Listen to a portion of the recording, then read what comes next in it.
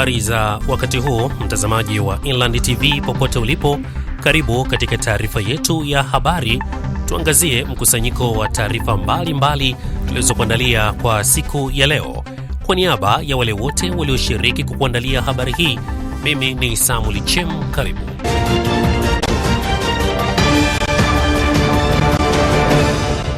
Awali ya yote tuanze na muktasari wa taarifa zetu kwa siku ya leo.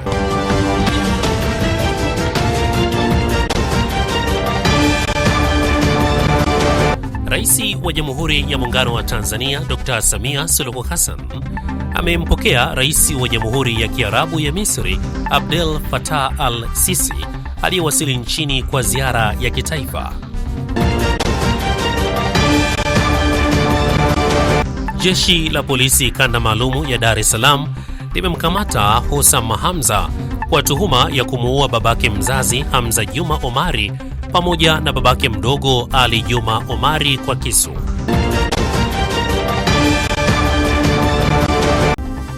Mahakama Kuu ya Burundi imejipa muda wa miezi miwili kutoa uamuzi katika kesi inayohusu mgogoro wa uongozi ndani ya chama cha kisiasa cha CNL iliyowasilishwa na mwanasiasa Agathon Rwasa.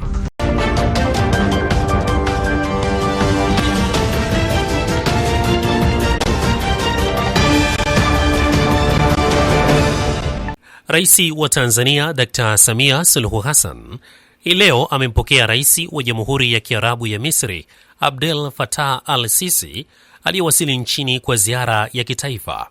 Viongozi hao watakuwa na mazungumzo yanayolenga kuimarisha uhusiano wa kihistoria kati ya Tanzania na Misri pamoja na kupanua ushirikiano katika sekta mbalimbali ikiwemo biashara, uwekezaji, kilimo, nishati, maji, afya, elimu na miundombinu. Ziara hiyo inatarajiwa kuimarisha zaidi ushirikiano wa kiuchumi, maendeleo kati ya Tanzania na Misri na kufungua fursa mpya za biashara na uwekezaji kwa manufaa ya wananchi wa nchi zote mbili.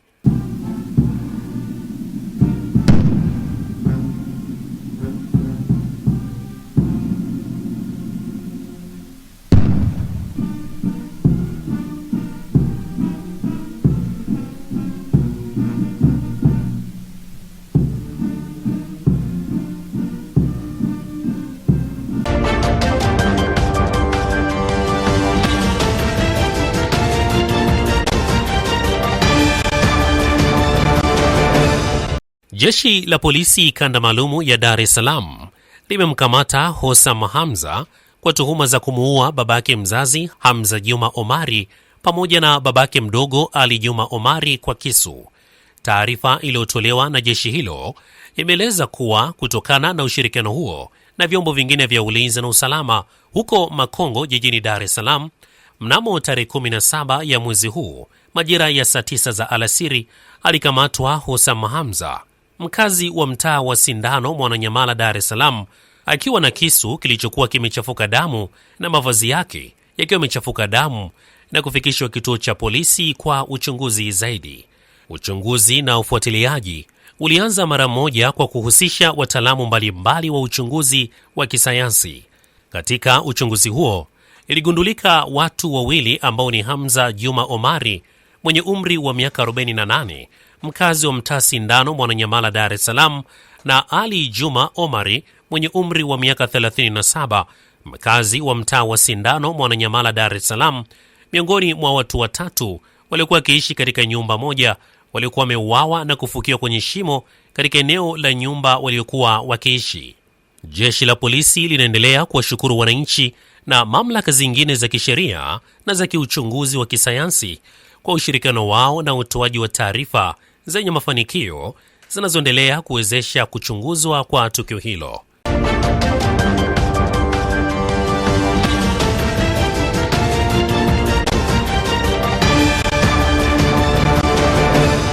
Chuo cha Majahida Bible College kinachosimamiwa na kanisa la Africa Inland Church Tanzania AICT kimefanya mahafali yake ya 60 tangu kuanzishwa kwake, huku wahitimu wakitakiwa kufanya kazi ya Mungu kwa moyo na kupenda.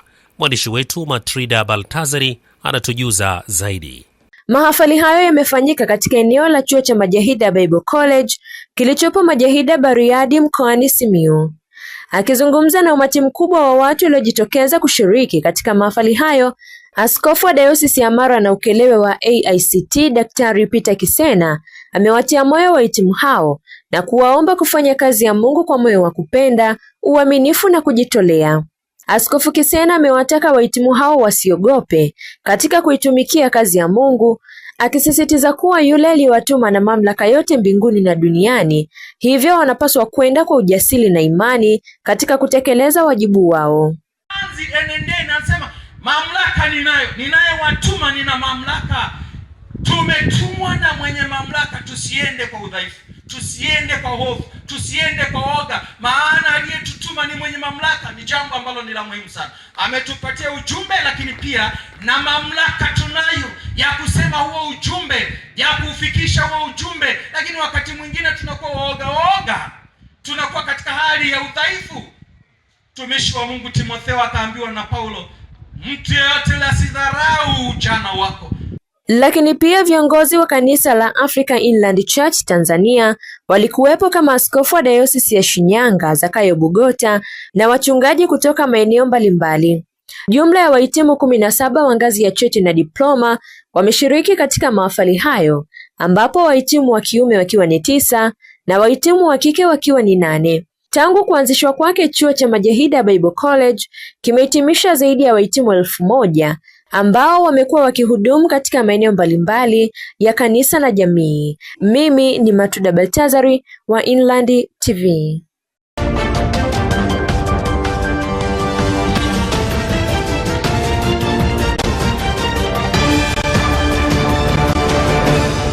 Mbunge wa jimbo la Msalala mkoani Shinyanga, Magangila Mabula, amesema serikali ya halmashauri ya Msalala imejipanga kuhakikisha inatenga fedha kila mwaka kutoka kwenye mapato ya ndani ili kujenga barabara, ambapo kwa mwaka huu kiasi cha shilingi milioni 220 kimetengwa kujenga barabara ambazo tayari ujenzi wake umeanza.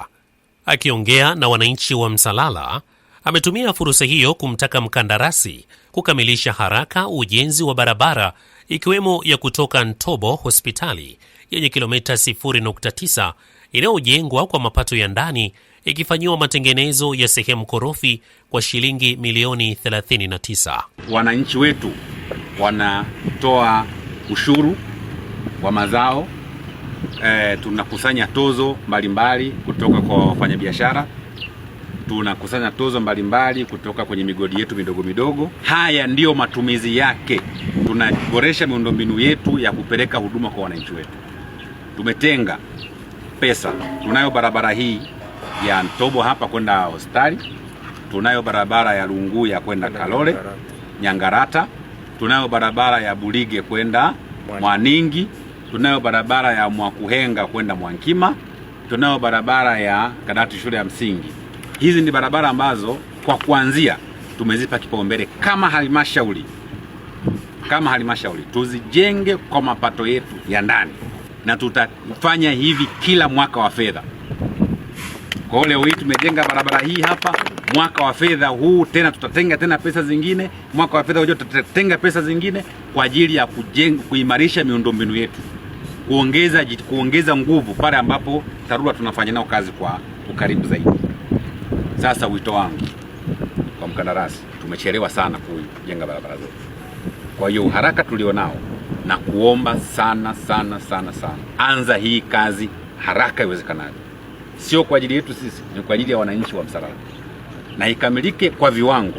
Na barabara hizi ambazo tunazipatia kipaumbele namna hii, tumesema kila mwaka tutatenga bajeti ya kujenga barabara zingine. Maana yake tunazozijenga sasa hivi tunatarajia mkandarasi tunayemwamini atazijenga kwa kiwango ambacho hatutarudi tena kwenye hiyo barabara.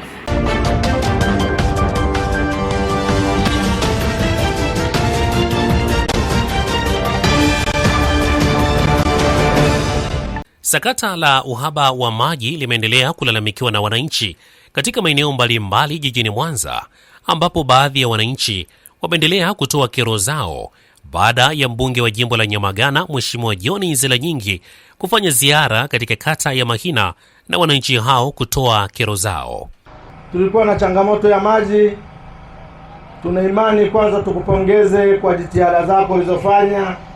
Nimewasiliana na wewe mara kwa mara ukiwa unanielekeza jitihada unazozifanya. Tunasikitika sana sisi wananchi wa Geregere.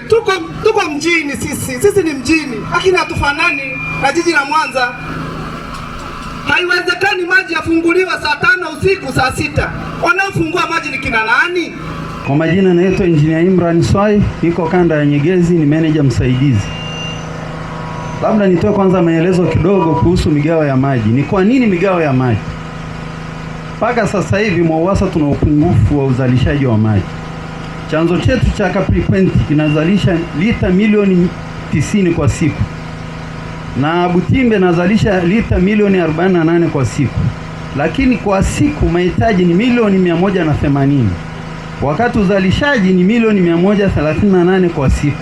Kwa hiyo kuna mapungufu ya milioni 42,000 kwa siku, milioni 42. Kwa ndo maana tunakuwa na migao mbalimbali kwa kila siku. Akizungumza baada ya wananchi kuelezea changamoto hizo, Mheshimiwa Nzelanyingi amesema baada ya mradi huo kukamilika, wananchi bado wakawa na malalamiko ya maji. Wakati wa kampeni tukamwomba Daktari Samia ya kwamba pamoja na kuzindua mradi huu wa maji, lakini bado Nyamagana tuna shida ya maji. Daktari Samia Suluhu Hassan, rais wetu mpendwa, alivyo msikivu, akaleta bilioni 46. Bilioni 46 ambazo Daktari Samia Suluhu Hassan alileta ndizo ambazo tunaona zinaendelea na ujenzi wa tanki la maji kule Nyamazobe. Ndizo fedha ambazo tunaona ujenzi wa tanki la maji Fumagilo unaendelea. Nataka niwaambieni, pamoja na haya yanayoendelea kufanyika huko, bado tutakuwa na shida ya maji kama maji yatafikishwa kwenye matenki. Baada ya hapo tulizungumza na Mheshimiwa Rais, tukamweleza kwamba Mheshimiwa Rais, pamoja na ujenzi wa matenki haya hatuna bajeti ya usambazaji, kwa sababu wananchi hawahitaji kuyaona maji kwenye matanki, isipokuwa wanahitaji kuyaona maji kwenye mitaa yao. Daktari Samia Suluhu Hassan kupitia waziri wa maji alipokuja Mwanza alituahidi ujenzi wa matanki yao unakwenda kukamilika mwezi wa 12. Na niwaambieni ukweli, watu wa Mahina, nje na matanki yaliyoko kule, Mwawasa inatafuta fedha kwa ajili ya mradi maalum kwa ajili ya kata yetu ya Mahina. Kwa sasa tutaendelea kuhudumiwa na kata majirani zetu, lakini ndani ya miaka hii miwili Mahina tutakuwa na mradi wa kwetu, mradi ambao utakuwa ni wa kata 3 kutoka hapa kwetu kwenda Igoma na maeneo mengine, lakini chanzo kikubwa kwa maana ya kituo cha maji kitakuwa kwenye kata yetu.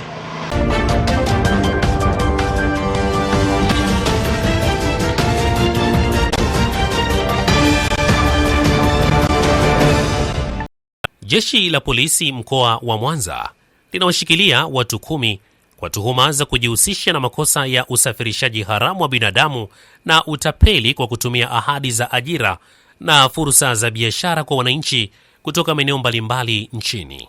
Akizungumza na waandishi wa habari, kamanda wa polisi mkoa wa Mwanza DCP Willibrod Mutafungwa amebainisha siku ya tarehe 16 mwezi wa 7 mwaka huu, ilikuwa ni majira ya saa 4:30 za asubuhi, huko katika mtaa Mkapa, kata ya Igoma, wilaya ya Nyamagana, jeshi la polisi lilifanikiwa kuwakamata watu ambao wanatuhumiwa kwa makosa ya usafirishaji haramu wa binadamu na utapeli kupitia ahadi za ajira na biashara.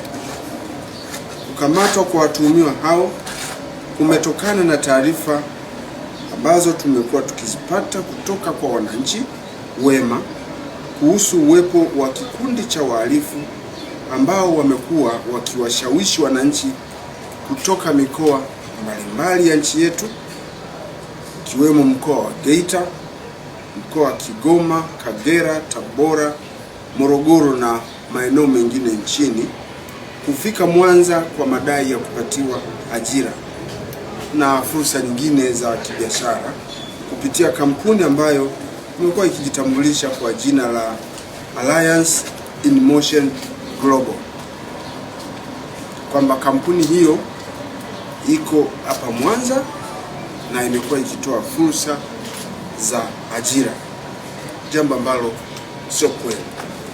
Ni kwamba baada ya waathirika wa matukio hayo kusafirishwa kutoka maeneo mbalimbali kufikishwa hapa jijini Mwanza, wamekuwa wakitozwa fedha kwa madai ya kusajiliwa kwenye biashara, huku fedha nyingine wakitozwa kwa ajili ya kupewa mifumo ya kuanza biashara hizo. Hata hivyo, baada ya kulipa fedha hizo, wengi wao wamejikuta hawajapatiwa huduma walizotarajia wala fursa hizo za kibiashara walizoahidiwa, bali wamejikuta wakiishia mikononi mwa watu matapeli wenye tamaa ya fedha, ambao wameishia kuwaibia fedha hizo kidogo walizokuwa nazo. Watuhumiwa waliokamatwa na ambao ndio kimsingi ndio viongozi wa kampuni hiyo ya Alliance in Motion Global iliyoko hapa Mwanza, majina yao ni kama ifuatavyo. Wa kwanza anaitwa Athmani Idi Hamisi. Huyu ni kijana mwenye umri wa miaka 29, mkazi wa mtaa wa Mkapa, kata ya Igoma, wilaya ya Nyamagana, ambaye ndio kiongozi mkuu wa kampuni ya Alliance in Motion Global iliyoko jijini Mwanza. Wa pili aliyekamatwa anaitwa Emmanuel Kenan Manyau. Huyu ana umri wa miaka 27, mkazi wa Igoma, wilaya ya Nyamagana.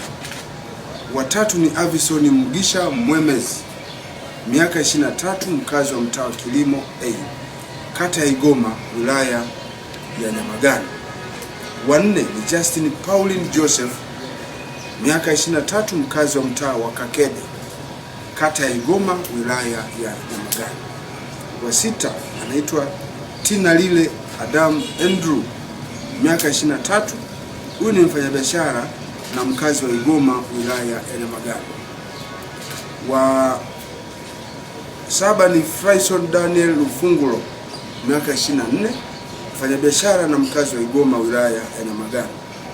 Wa nane anaitwa Happiness Herman Henry, miaka 23. Huyu ni mfanyabiashara na mkazi wa Igoma, wilaya ya Nyamagana. Wa tisa anaitwa Peter Michael Kiyombi, ana umri wa miaka 54. Huyu ni mchungaji wa kanisa la ambalo lipo kata ya Igoma. Kanisa hilo kwa sasa jina lake linahifadhiwa kwa sababu za kiuchunguzi. Wa 10 anaitwa Adriano John Ngodoki, ana umri wa miaka 40. Huyu ni mwenyekiti wa mtaa wa Igoma kati.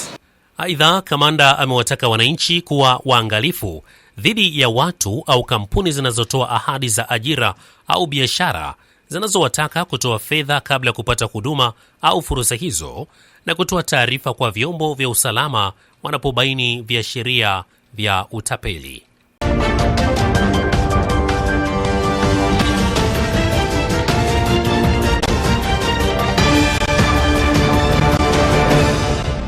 Kwa sasa tuelekee kule nchini Burundi, ambapo mahakama kuu ya Burundi imejipa muda wa miezi miwili kutoa uamuzi katika kesi inayohusu mgogoro wa uongozi ndani ya chama cha siasa cha CNL kilichowasilishwa na mwanasiasa Agathon Rwasa. Hata hivyo, mwanasiasa wa upinzani nchini Burundi Agathon Rwasa amekosoa kauli za baadhi ya watu wanaosema kuwa uchaguzi hauhitajiki tena nchini humo. Rwasa amesema kuwa wanaotoa madai hayo hawana ushahidi mkubwa wa kisiasa na kusisitiza kuwa uchaguzi unabaki kuwa njia muhimu ya wananchi kuchagua viongozi wao. Kutoka nchini Burundi, mwanahabari wetu Bukuru Elias ana ripoti zaidi. Katika kikao hicho kilichodumu kwa takriban dakika 15, mahakama ilisema itachambua nyaraka zilizowasilishwa na pande zote mbili kabla ya kutoa uamuzi ndani ya miezi miwili ijayo. Baada ya kusikilizwa kwa shauri hilo, Gwasa alisema na imani kuwa atashinda kesi hiyo, akisisitiza kuwa hoja za pande zote zimewasilishwa kwa maandishi na sasa zinasubiri kutathminiwa na mahakama. Kwa upande wake, kiongozi wa sasa wa Senate Nestor Girukishaka hakuhudhuria mahakamani. Alisema lisusia kikao hicho kutokana na sababu za kiusalama, kwa kuwa bado nasubiri majibu ya mahakama kuhusu baadhi ya hoja za kisheria alizowasilisha. Mbunge wa zamani Mheshimiwa Agathon Gwasa ametoa wito wa kufanyika kwa uchaguzi wa huru na haki ambao utawajumuisha Warundi wote, na atakayeshindwa akubali kushindwa na mshindi aongoze kwa ajili ya Warundi wote. Tunganijwe neza abamatora y'abarundi cyane abanyagihugu bose atanumwe akumiriwe.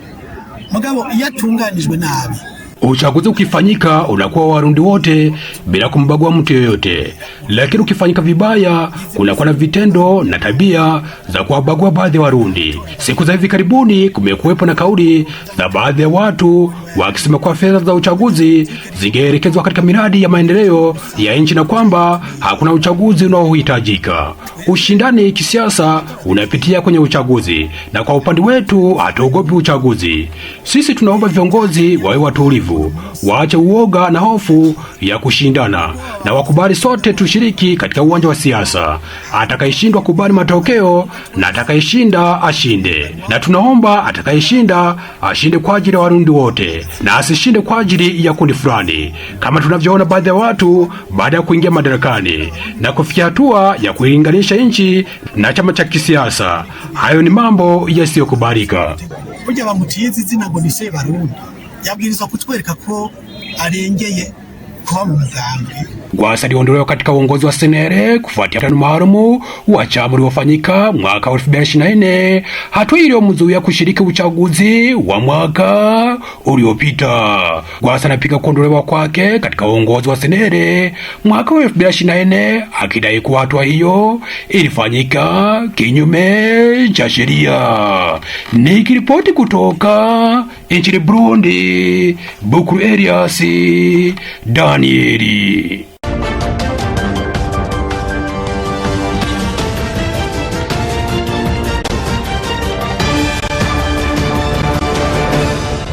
Nam, tukiendelea kusalia huko nchini Burundi, mke wa rais wa Burundi Angeline Ndayishimiye ametoa misaada mbalimbali kwa watu wasiojiweza na watoto yatima katika maeneo ya Kibimba na kituo cha malezi ya yatima cha Kezakimana kilichopo katika dayosisi ya kanisa Katoliki ya Kitega, makao makuu ya kisiasa ya nchi hiyo.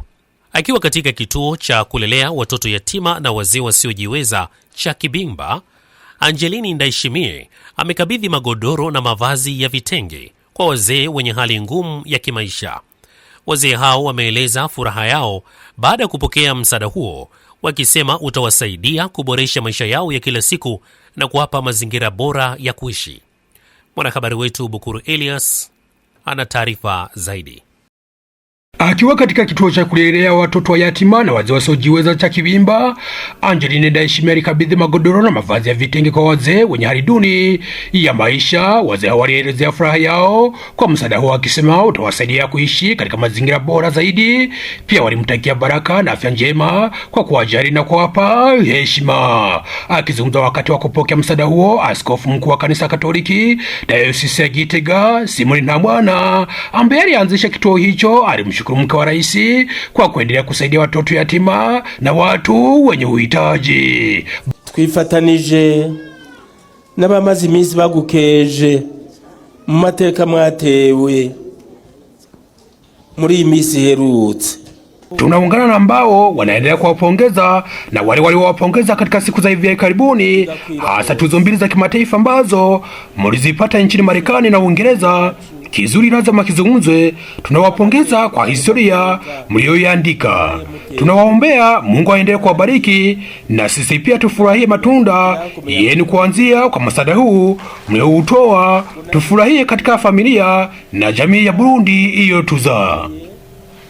N'uru rugo rw'u Burundi rwatuvyaye. Baadaye mke wa rais alitembelea kituo cha malezi ya watoto yatima cha Kezakimana ambapo alitoa msaada uliokuwa na magodoro, vitenge, maharage, juisi, mavazi ya mchezo, mipira ya kuchezea, maziwa ya watoto, mafuta ya kujipaka, unga wa lishe, sukari, sabuni za kufuria pamoja na vitu vingine muhimu. Nutuntu duto cyane nabazaniye kugira ngo bino ni msaada niliowaletea ili watoto waweze kulala vizuri, waishi pia vizuri. Kama askofu alivyosema, watoto hao wamepitia katika changamoto mbalimbali, wavumilie, Mungu anawaona, na Mungu alitupatia watoto hao ili waweze kuishi na baadaye waweze kuwalea wengine wakiwa na afya njema. Ukiwa unafanya kitu usingoje shukrani. Mungu ndiye atakayekubariki, na ndio maana nimekuwa nikifanya hivyo, na Mungu huangalia namna ya kulibariki kupitia katika njia nyingine, na Umoja wa Mataifa utakumbuka kwamba ulinipatia tuzo kuliko watu wengine. Imana igaciraba yindi nzira bicishamwe n'ishiramwe mpuzamakungu ikacha intora mu bandi bose kwisi yose. Nikiripoti kutoka nchini Burundi, Bukuru Elias Danieli.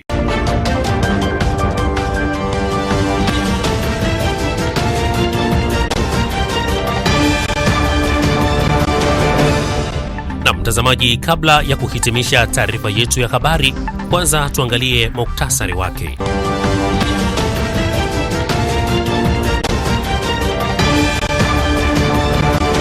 Rais wa Jamhuri ya Muungano wa Tanzania Dr. Samia Suluhu Hassan amempokea Rais wa Jamhuri ya Kiarabu ya Misri Abdel Fattah al-Sisi aliyewasili nchini kwa ziara ya kitaifa. Jeshi la polisi kanda maalumu ya Dar es Salaam limemkamata Hossam Hamza kwa tuhuma ya kumuua babake mzazi Hamza Juma Omari pamoja na babake mdogo Ali Juma Omari kwa kisu.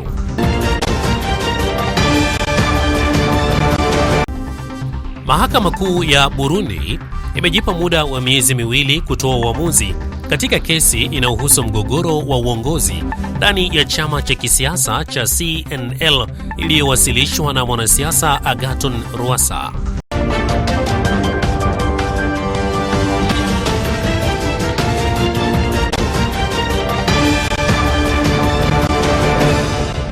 Na kufikia hapa tunafikia mwisho wa taarifa yetu ya habari kwa siku ya leo.